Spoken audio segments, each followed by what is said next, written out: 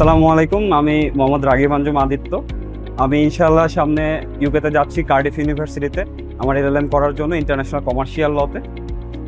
আর whole প্রসেসটার সাথে যুক্ত ছিল এইচজেড এবং এইচজেড মিরপুর ব্রাঞ্চে। আসলে আলাদা করে বলার সুযোগ নাই, দুজনে আমাকে অনেক ভালো সাপোর্ট দিয়েছেন এবং এই ফুল জার্নিটা অনেক বেশি সুন্দর হয়েছে আপুদের জন্য।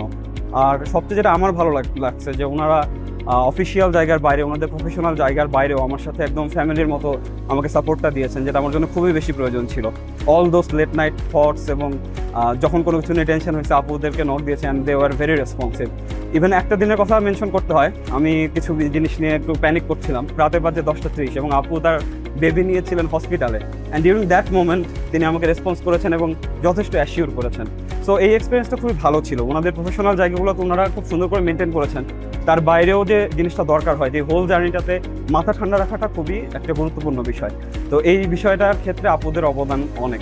আর এইচজেড এর বিষয়ে যেটা বলবো যে ওনাদের ইউকে নিয়ে যে স্পেশালাইজেশন, এটা আই ডোন্ট থিঙ্ক যে আর কোথাও এর চেয়ে বেটার হতে পারে। ইট ওয়াজ রিয়েলি গুড এবং আমার প্রসেসে কোনো জায়গাটায় মনে হয় না যে এটা খুবই টাফ বা আমি কোনো চ্যালেঞ্জ ফেস করতেছি আমি আই কান্ট ওভারকাম ইট। সবসময় মনে হয়েছে যে সামনে যে চ্যালেঞ্জটা আছে অ্যান্ড সেইটা আমার পক্ষে পার করা খুবই সম্ভব হবে।